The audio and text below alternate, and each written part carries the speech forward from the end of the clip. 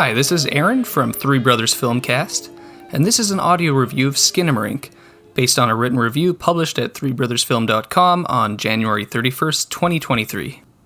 You know the fable about the frog in the boiling water? Well, that's how Skinamarink works.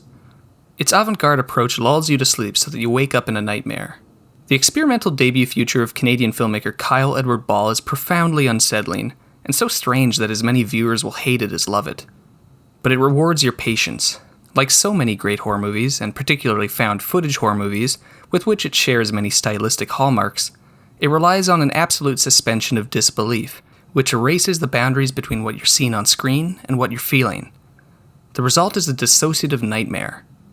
You feel trapped inside the film, and therefore prey to its unbearable tension and nightmarish possibilities, just as the children are prey to the unknown presence haunting their house at night. As far as the story goes, Skinamarink follows two kids, 4-year-old Kevin, played by Lucas Paul, and 6-year-old Kaylee, played by Dolly Rose Tetro, who wake up one night to realize their dad, played by Ross Paul, isn't around. The Doors have disappeared.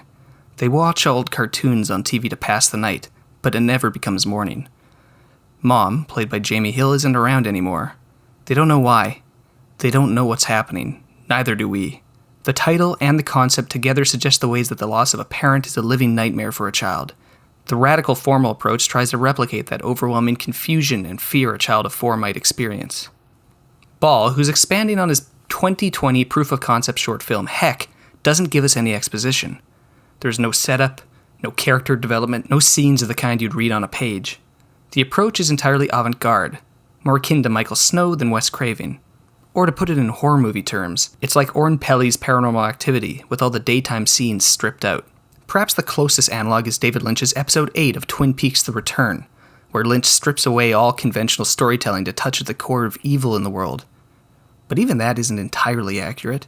Skinamarink is too much of an outlier for comparisons to do it credit. It's an experience all its own, one that you'll either surrender to or retreat from.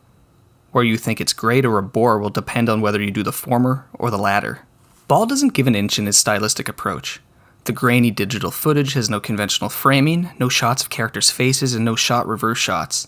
There is no coverage here in the traditional sense. Rather, we get insert shots of the ceiling or toys on the floor, geometrically framed and emphasizing slivers of light creating further shapes on screen. There's an overwhelming use of shadow, which combines with the noisy grain of the footage to play tricks on your eyes. When you stare at an open door wreathed in shadow, which happens often here, you wonder whether you spot a figure just beyond the frame. Your mind plays tricks on you. Did you see it? Was there anything even there? It doesn't matter, because whether you saw it or you merely think you saw it, the tension ratchets up and you're prey to the film's suffocating atmosphere. You're scared all the same. The sound design is even more unsettling than the visual approach. Characters speak in muddled whispers. Subtitles often let us know what they're saying. The only music comes from old Max Fleischer cartoons playing on the tube TV. The cartoons add an ironic undercurrent to the whole thing, but the constant presence of 1930s jangly jiving tunes makes the home sound like it's the Gold Room in Stanley Kubrick's The Shining. There's something truly uncanny about listening to those silly old tunes in such a creepy setting. Eventually, a guttural, throaty whisper starts to bid commands to the children. Is this voice one of the parents? Something more sinister? Is there even a difference in this situation?